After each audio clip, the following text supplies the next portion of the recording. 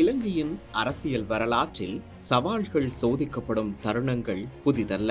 ஆனால் உலக அரசியலின் அலைச்சல்களால் நேரடியாக பாதிக்கப்படக்கூடிய இந்த காலகட்டம் நம் நாட்டின் அரசியல் முதிர்ச்சிக்கும் நிர்வாக திறனுக்கும் ஒரு புதிய சோதனையாக மாறியுள்ளது.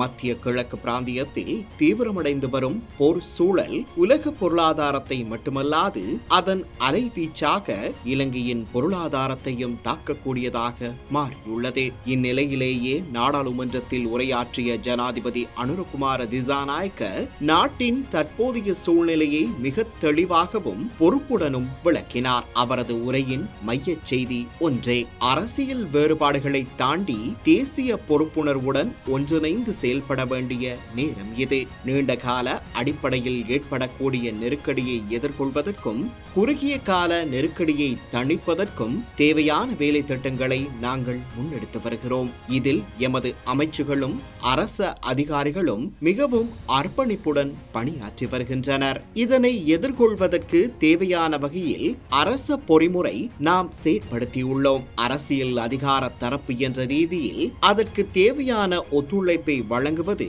எமது பொறுப்பாகும். இந்த நிலைமை மிக குறுகிய காலத்தில் சீரடைய வேண்டும் என்பதே எமது பிரார்த்தனையாகும் என அவர் வலியுறுத்தினார். அவரது உரையின் உச்சக்கட்ட வரியாக நாங்கள் சிறந்ததை எதிர்பார்க்கிறோம், மோசமானதற்கு முகம் கொடுக்க தயாராக இருக்கிறோம் என்ற கூற்று ஒலித்தது. அது ஒரு அரசியல் வாசகம் அல்ல, ஒரு தேசிய மனநிலையை உருவாக்கும் அழைப்பு. போரின் விளைவுகள் குறித்து அவர் வெளிப்படையாக எச்சரித்தார். எரிபொருள் விநியோகம், எரிவாயு கையிருப்பு, சுற்றுலாத்துறை வருவாய், ஏற்றுமதி, வெளிநாட்டு முதலீடு, வெளிநாட்டு பணப்பரிமாற்றம், கடல்சார் மற்றும் விமான போக்குவரத்து இவை அனைத்தும் உலக அரசியல் கலக்கத்தால் பாதிக்கப்படக்கூடிய துறைகள் என அவர் குறிப்பிட்டார். இதனைத் தொடர்ந்து இன்று முற்பகல் ஜனாதிபதி அலுவலகத்தில் இடம்பெற்ற உயர்மட்ட கலந்துரையாடலில் அவர் இணைந்து கொண்டார். மத்திய கிழக்கில் நீடிக்கும் போர் சூழல் இலங்கையின் பொருளாதாரத்தில் ஏற்படுத்தக்கூடிய தாக்கம் மற்றும் அதை நிர்வகிக்க எடுக்கப்பட வேண்டிய உடனடி நடவடிக்கைகள் குறித்து விரிவான ஆலோசனை நடைபெற்றது.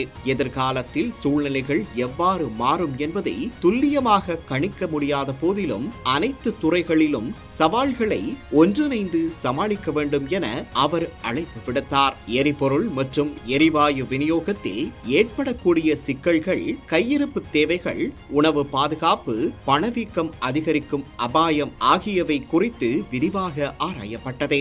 மேலும் கடல்சார் மற்றும் விமான போக்குவரத்து துறைகளில் எழுந்துள்ள சிக்கல்களுக்கு மாற்று தீர்வுகளை தேடுமாறு அதிகாரிகளுக்கு அறிவுறுத்தினார். இக்கட்டான சூழ்நிலையிலும் இலங்கைக்கு வரக்கூடிய புதிய தொழில்நுட்ப முதலீடுகளை ஈர்க்கும் வாய்ப்புகளை பயன்படுத்திக் கொள்ள வேண்டியது அவசியம் எனவும் அதற்கான சலுகைகள் குறித்து ஆய்வு செய்யுமாறும் அவர் அறிவுறுத்தினார். இது வெறும் நிர்வாக பதில் நடவடிக்கை அல்ல, இது ஒரு தேசிய மனநிலையை உருவாக்கும் முயற்சி. அரசியல் வேறுபாடுகள் இருக்கலாம், கருத்து முரண்பாடுகள் இருக்கலாம், ஆனால் நாட்டின் உயிர் வாழ்வும் பொருளாதார நிலைத்தன்மையும் கேள்விக்குறியாகும் நேரத்தில் நாம் எல்லோரும் ஒரே தரப்பில் நிற்க வேண்டியது அவசியம்.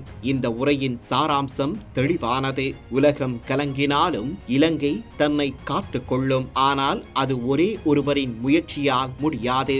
அது அரசாங்கம், எதிர்க்கட்சிகள், நிர்வாகம், தனியார் துறை, பொதுமக்கள் என அனைவரின் ஒற்றுமை முயற்சியால் மட்டுமே சாத்தியம். சிறந்ததை எதிர்பார்த்து மோசமானதற்கு தயாராக இருக்கும் மனப்பக்குவத்துடன் அரசியல் எல்லைகளை தாண்டி நாட்டை குறைந்த சேதத்துடன் இந்த உலக புயலை கடக்க செய்வதே இன்றைய தேசிய கடமை.